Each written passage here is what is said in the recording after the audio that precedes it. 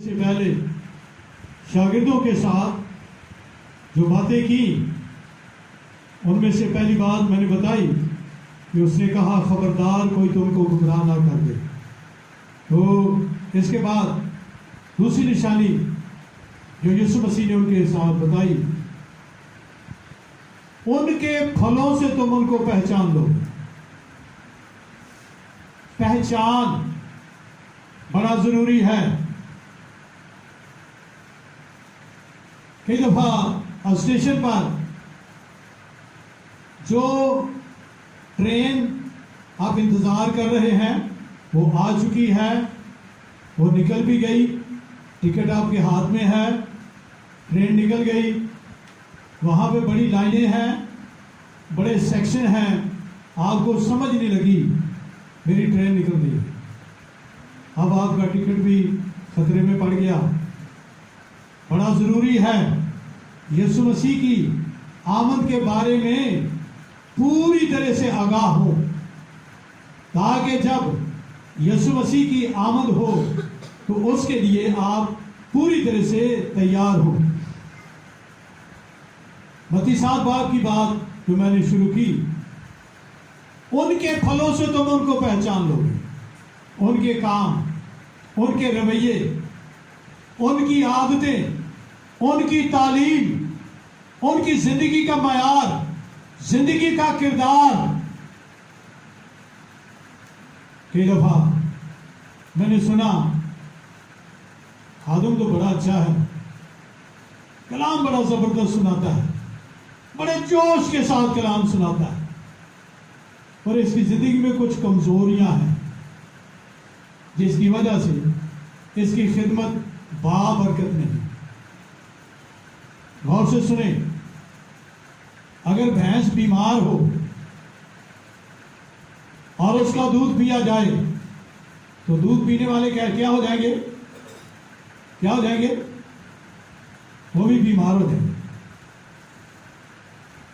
یہ ضرور ہے کہ بھینس صحت مند ہو تاکہ اس کا دودھ بھی صحت مند ہو اور پینے والے صحت مند بنے۔ یہ دودھ خدا کا کلام ہے، اس لیے لکھا ہے روحوں کو پہچانو کہ وہ خداوند کی طرف سے ہیں یا نہیں۔ تو بتایا گیا ہے ان کے پھلوں سے تم ان کو پہچان لو گے۔ اس کی بہت ڈیٹیل ہو سکتی ہے لیکن میں آگے نکلتا ہوں۔ جو مجھ سے اے خداوند کہتے ہیں ان میں سے ہر ایک آسمان کی بادشاہی میں داخل نہیں ہوگا مگر صرف وہ جو میرے آسمانی باپ کی مرضی کو پورا کرتے ہیں۔ اگر کلام سنانے والا، روحانی دودھ پلانے والا، اس کی زندگی کے اندر مسائل ہیں تو پھر اور وہ آسمانی باپ کی مرضی کو پورا نہیں کرتا تو سننے والوں کی زندگی میں بھی یہ کمزوریاں آئیں گی۔ لوگ کہتے ہیں برکت تو بڑی ملتی ہے پر اس کی فلانی کمزوری جو ہے وہ ٹھیک نہیں۔ عزیزو، درخت اپنے پھلوں سے پہچانا جاتا ہے۔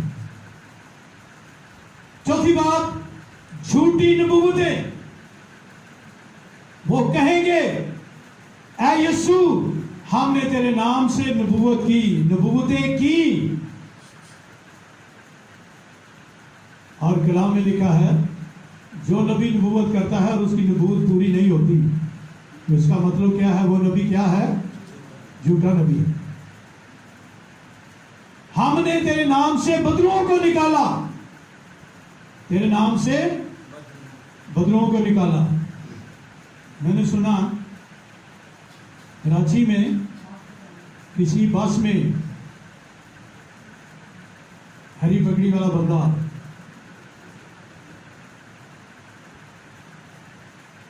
اس نے گاڑی کے اندر کوئی بدرو گرفتہ بندہ تھا، اس نے ایک دم یسوع کے نام سے بدرو کو حکم دیا اور بدرو نکل گئی۔ وہاں پہ پہ کچھ بھائی بیٹھے ہوئے تھے. انہوں نے کہا بھائی جی بہت ہمیں خوشی ملی, آپ خداوند کا کام کرتے ہیں, آپ نے یسوع کے نام سے بدرو کو نکالا اور وہ نکل گئی, آپ کون سی کلیسیا سے ہیں؟ تو اس نے جماعت بتائی, وہ حیران ہو گئی, کیوں بدرو نکل گئی؟ کیونکہ بدرو نے یسوع کا نام سنا تھا, اور وہ میرے آسمانی باپ کی مرضی کو پورا نہیں کرتے. اس وجہ سے وہ کہیں گے ہم نے بدروہیں نکالی. بدروہیں نکالنا پر سرٹیفکیٹ نہیں, سرٹیفکیٹ مسیح کی مانند زندگی ہے, مسیح کی مانند کردار ہے, مسیح کا مزاج,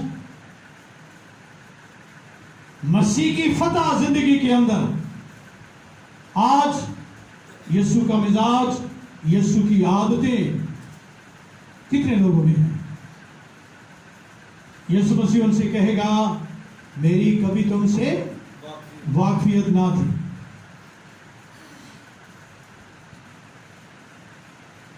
یسوع مسیح سچا ہے, اور اس نے جو کام کیا, جو بات کی, بغیر مغالطے کے, اس میں غلطی نہ تھی. اس نے اپنے آپ کو اس مشن کے لیے جس کے لیے وہ زمین پر آیا تھا صلیب کے حوالے دے دیا. بہت ساری قومیں لوگ سمجھتے ہیں نہیں یسوع کو صلیب نہیں دیا جانا چاہیے. عزیزوں وہ تو اسی لیے آیا. یسایہ 53 باب دیکھیں, یسایہ نے 750 سال پہلے بتا دیا کہ یسوع مسیح اس کام کے لیے آئیں گے.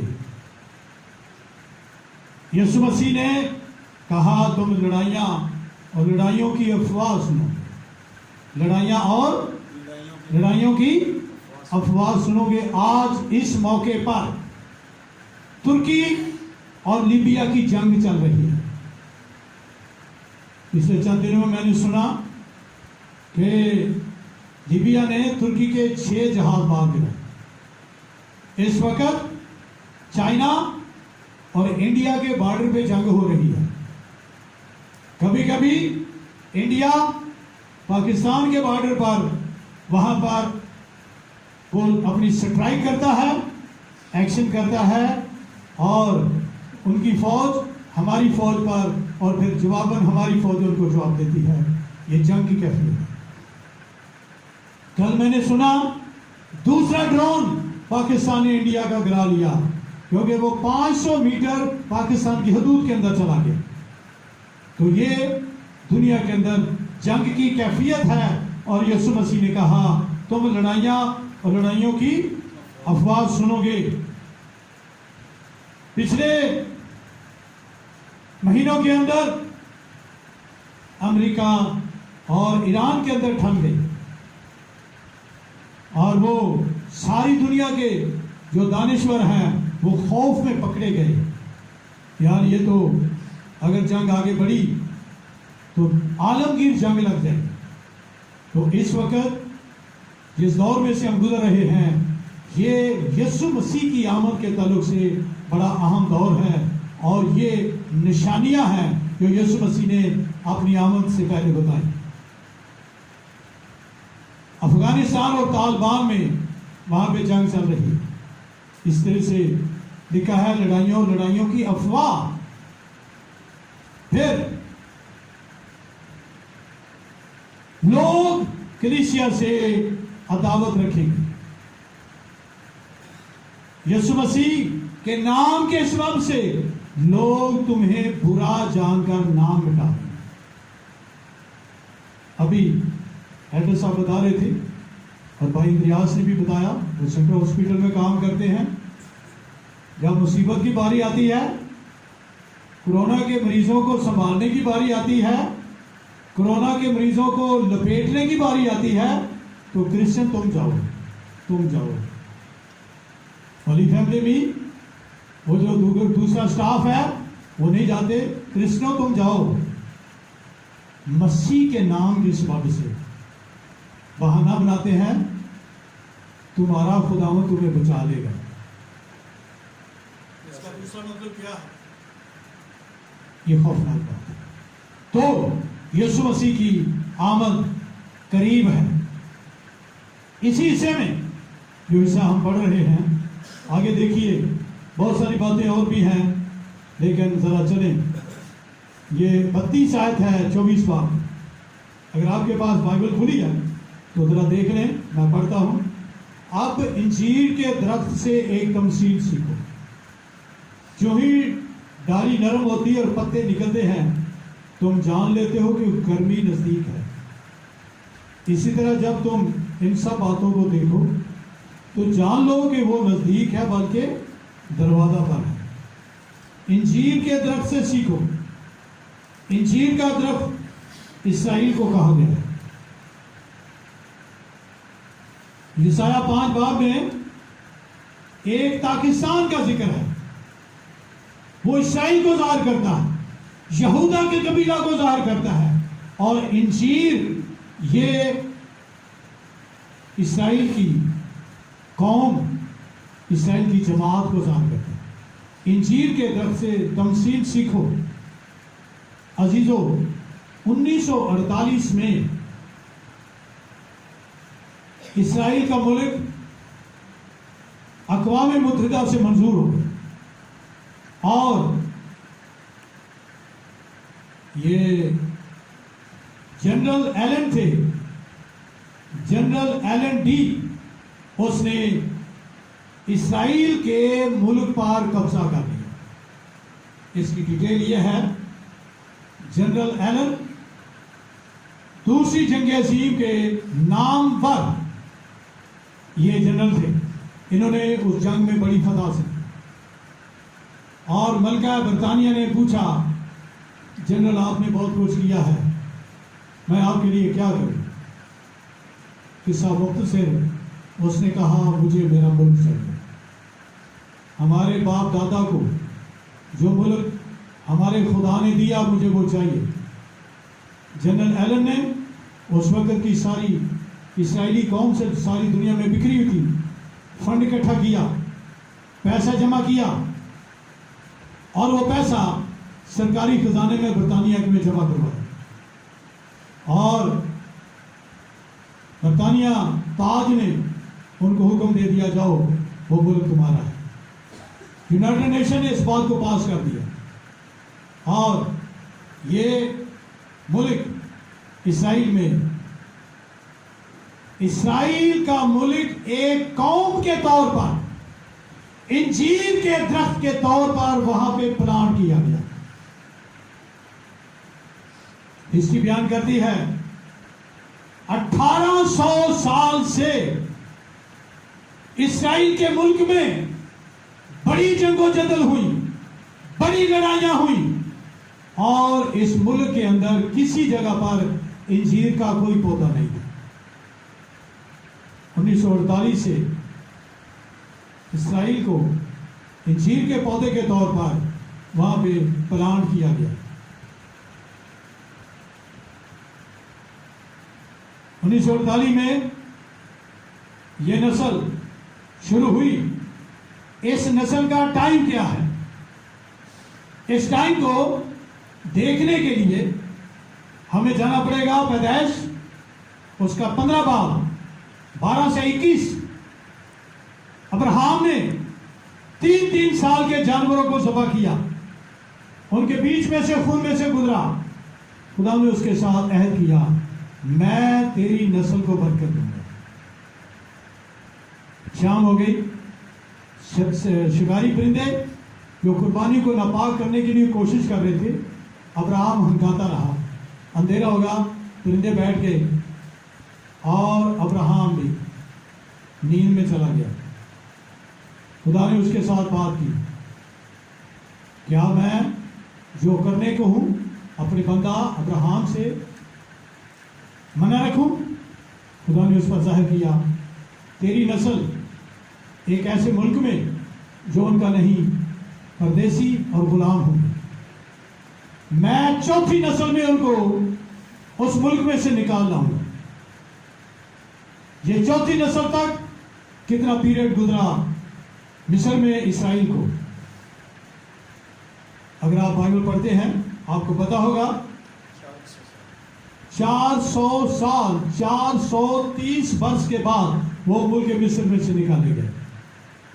تو کتنی نسل کے بعد خدا نے اسے کہا؟ چوتھی نسل. ایک نسل کا ٹائم کتنا ہوا؟ 100 سال. ایک نسل کا ٹائم 100 سال ہوا. یہ اسرائیل بطور انجیل کا درخت اسرائیل کے اندر کب لگایا گیا؟ ابھی میں نے بتایا 1948 میں. کب لگایا گیا؟ 1948 میں. آج کیا تاریخ ہے؟ یہ آج غالباً 7 تاریخ ہے جون کا مہینہ 2020. اب 2020 میں سے نکالے 2048 میں سے یہ 2020 نکالے 1948 میں سے کتنے سال بنے؟ نہیں، 1948 کو نکالنا ہے 2048 میں. پورا 100 سال کے اندر 100 سال. کوئی ہے 6 سابدان؟ تو یہ باندھے ہیں 28 سال باقی ہے صدی پوری ہونے میں. ایک نسل کو کتنا ٹائم ہے؟ 100 سال. ایک نسل کے لیے کتنا ٹائم ہے؟ 100 سال. جب 100 سال ہوگا اس پودے کو لگائے ہوئے کو، پھر یسوع آئے گا. کہاں پر ہوگا اس وقت؟ دروازے پر کھڑا. کہاں پر؟ 48 بار. اور یہی کیلکولیشن اسرائیل کے ربیوں کی ہے. یہ کیلکولیشن میں نے بینی ہند سے سنی اور مجھے پتا چلا کہ وہ اسرائیل بھی کہتے ہیں، ان کے ربی بھی کہتے ہیں کوئی 28 سال باقی ہے یسوع کی آمد میں. تو بینین کہتے ہیں میں مہینہ نہیں بتا سکتا. میں بھی کہتا ہوں مہینہ نہیں بتا سکتا، تاریخ نہیں بتا سکتا، پر 28 سال باقی ہے یسوع کی آمد میں. وعدہ ہے انجیل کے اندر سے سیکھو. پتے نکلتے ہیں تو معلوم ہوتا ہے گرمی نزدیک ہے. اسی طرح جب تم ان سب باتوں کو ہوتے دیکھو تو جان لو کہ وہ نزدیک بلکہ دروازہ پر ہے. میں تم سے سچ کہتا ہوں جب تک یہ سب باتیں نہ ہو لیں یہ نسل ہرگز تمام نہ ہوگی. یہ مسیح یسوع کے آنے کا ٹائم ہے. ابھی ایک اور نشانی کی طرف جائیں تو آگے ہم دیکھتے ہیں اور بہت ساری نشانیاں ہیں جس میں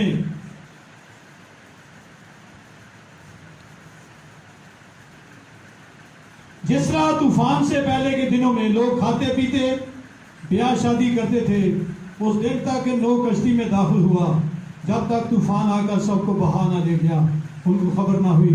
اسی طرح ابن آدم کا آنا ہوگا. ابن آدم کا آنا اچانک ہوگا. ابن آدم جب آئے گا زمین کے اوپر سے قیمتی چیز اوپر لے جائے گا. قیمتی چیز لینے کے لیے آئے گا. اور یہ قیمتی چیز کیا ہے؟ یہ یسوع مسیح کے لہو سے دھلی ہوئی کلیسیا ہے. ہاللیلویا ہاللیلویا. مجھے ایسا لگ رہا ہے جیسے آپ کو میری بات بھی سمجھ نہیں آ رہی. پورا رسپانس نہیں مل رہا، تھوڑا تھوڑا ہلکا ہلکا. ہاللیلویا ہاللیلویا. یہ یسوع کے لہو سے دھلی ہوئی کون جماعت ہے؟ لگائے اپنے آپ کو ہاتھ، لگائے اپنے آپ کو. یہ میں ہوں. بولے یہ میں ہوں. یہ آپ کو لینے کے لیے یسوع آیا. جب منگنی ہوتی ہے نا تو جو لڑکا ہوتا ہے اس کی بڑی دلچسپی ہوتی ہے اس گلی محلے اس بستی کی طرف جہاں پہ اس کی منگنی ہوئی ہے، وہ سارے لوگوں کو بڑا پیار کرتا ہے، اور لڑکی بھی ادھر سے آئی ہوئی کوئی بھی خبر ہو اس کو ویلکم کرتی ہے۔ جب شادی ہو جاتی ہے تو پھر ان کا انٹرسٹ بس آپس میں ایک دوسرے کے ساتھ ہوتا ہے، باقیوں کا سلسلہ بس وہ تھپ جاتا ہے۔ یسوع کا انٹرسٹ ساری دنیا میں ہے کیونکہ اس کی کلیسیا زمین پر ہے۔ میری بات کی سمجھ آ رہی؟ بات کی سمجھ آ رہی؟ یسوع کا انٹرسٹ اس وجہ سے ہے کیونکہ اس کی کلیسیا زمین پر ہے۔ وہ کلیسیا کو لینے کے لیے آ جائے گا، لے جائے گا، تو پھر دنیا کے اندر یسوع مسیح کا انٹرسٹ نہیں ہے۔ یہ خوفناک بات ہے، یہ خوفناک حالت ہے۔ آئیے چلے ذرا دیکھیں تسلونیکیوں کا خط۔ جب کلیسیا آسمان پر اٹھا لی جائے گی تو زمین کے لوگوں کو کیا حال ہوگا؟ ابھی کلیسیا زمین پر ہے اور اس وجہ سے یسوع مسیح کا گہرا انٹرسٹ ہے۔ دیکھیے دوسرا تسلونیکیوں دوسرا باب پہلی آیت سے پڑھنا شروع کریں۔ اے بھائیو، ہم اپنے خداوند یسوع مسیح کے آنے اور اس کے پاس اپنے جمع ہونے کی بابت تم سے درخواست کرتے ہیں کہ کسی روح یا کلام یا خط سے جو گویا ہماری طرف سے ہو، یہ سمجھ کر کہ خداوند کا دن آ پہنچا ہے، تمہاری عقل دفعتاً پریشان نہ ہو جائے اور نہ تم گھبراؤ۔ اسی طرح سے کسی کے فریب میں نہ آنا، کیونکہ وہ دن نہیں آئے گا جب تک کہ پہلے برگشت بھی نہ ہو، اور وہ گناہ کا شخص یعنی ہلاکت کا فرزند ظاہر نہ ہو، جو مخالفت کرتا ہے اور ہر ایک سے جو خدا یا معبود کہلاتا ہے اپنے آپ کو بڑا ٹھہراتا ہے۔ آمین۔ یہاں پر اس کی ڈیٹیل ہم نے سنیں گے، اور آئیے اپنے سروں پر چکا ہے، اگلا سیشن شروع ہوتا ہے۔ تو عزیزو، ہم جس دور میں سے گزر رہے ہیں، اس دور میں ہمیں خداوند یسوع مسیح کی دوسری آمد کے لیے اپنے آپ کو تیار کرنا ہے۔ مہربانی کر کے یہ جو گروپ ہے یہ دور دور بیٹھ جائیں، اگر کوئی چیک کرنے والا آ گیا تو پھر میری سختی آئے گی۔ زہیب آپ بیٹے ادھر آ جائیں تھوڑا سا آگے۔ یشعیاء کے صحیفہ میں لکھا ہے، جب تو دہنی اور بائیں طرف پھرنے لگے تو تیرے کان پیچھے سے آواز سنیں گے، راہ یہی ہے، اس پر چل۔ جو خداوند کے بارے میں، سچائی کے بارے میں سینسیٹیو ہوگا، حساس ہوگا، اپنے ایمان کے بارے میں سینسیٹیو اور حساس ہوگا، اس کو روح القدس رہنمائی کرے گا۔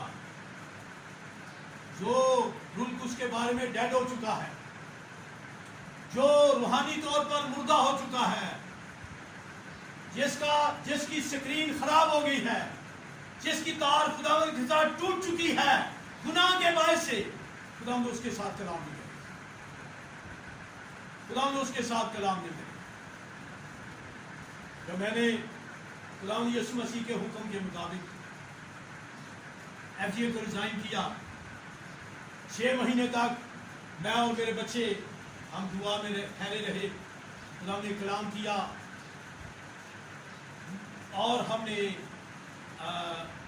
فیتھ چرچ، ہوم چرچ شروع کی۔ اس وقت بہت ساری جماعتوں نے میرے ساتھ رابطہ قائم کیا اور اپنی جماعت میں شامل ہونے کا انویٹیشن دیا،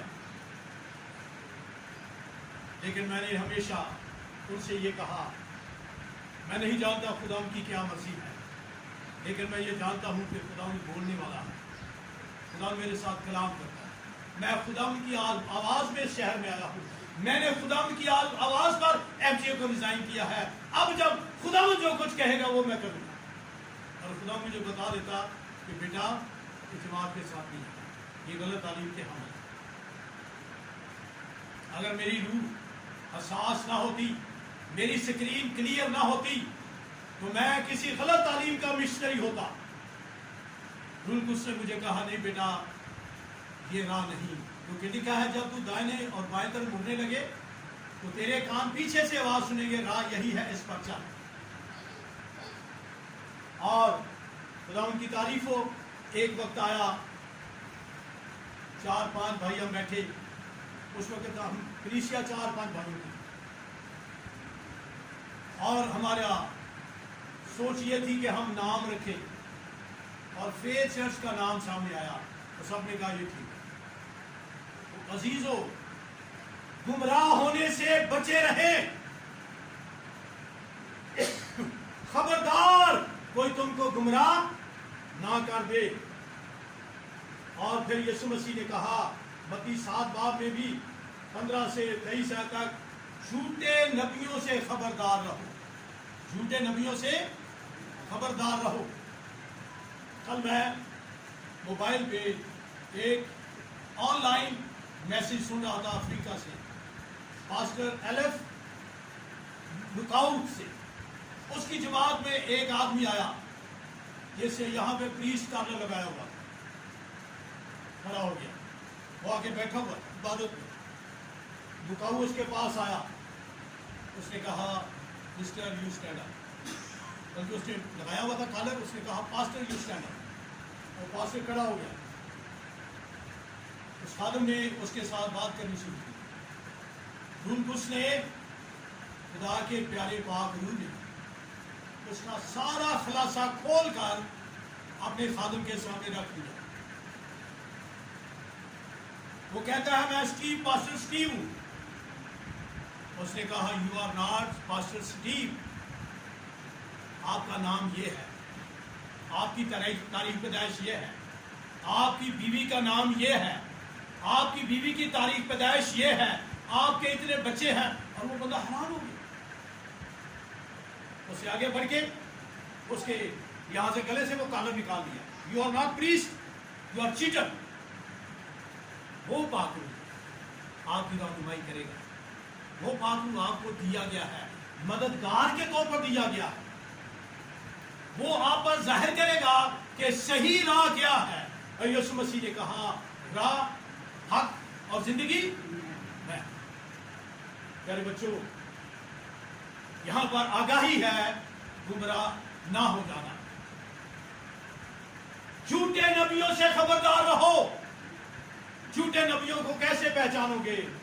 ان کے پھلوں سے تم ان کو پہچان سکتے ہو، ان کے پھلوں سے تم ان کو پہچان سکتے ہو. پیارے بچوں، یہ بڑا ضروری ہے کہ ہم روح القدس کی آواز کو سننے والے. اگر روح القدس اشارہ کرے، اسے روح گردانی نہیں کرنی، ان سنی نہیں کرنی. افسیوں کے خط میں لکھا ہے خدا کے پاک روح کو رنجیدہ نہ کرو. اگر آپ خدا کے پاک روح کی آواز کو نہیں سنیں گے، روح القدس رنجیدہ ہو جائے گا، پیچھے ہٹ جائے گا، آپ کی رہنمائی کرنا بند کر دے گا. جھوٹے نبیوں سے خبردار رہو. جھاڑیوں سے، اونٹ کٹاروں سے انگور نہیں توڑے جاتے، اور زیتون کے پودوں سے، انجیر کے پودوں سے اونٹ کٹارے، کڑوے کھٹے پھل نہیں توڑے جاتے.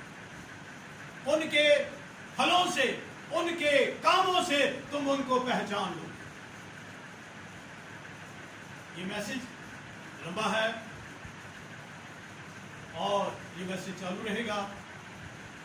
اور اسی جگہ پر جہاں ہمارا کلوز کرتے ہیں، آئیے اپنے سر کو جھکائیں. یسوع مسیح نے اپنی آمد کے تعلق سے ایک آگاہی دی ہے. اس آگاہی کو تھام لیں، اس آگاہی کو لے لیں اور کہیں پیارے یسوع، پیارے پاک روح، میں شکر گزار ہوں، تو نے مجھے آگاہی دی ہے، تو نے مجھے ہوشیار کر دیا ہے کہ میں گمراہ نہ ہو جاؤں. میں گمراہ نہیں ہونا چاہتا، نہیں ہونا چاہتی. مجھے تیری حضوری عزیز ہے، تیری رہنمائی عزیز ہے. میری مدد کر یسوع کے نام میں، آمین.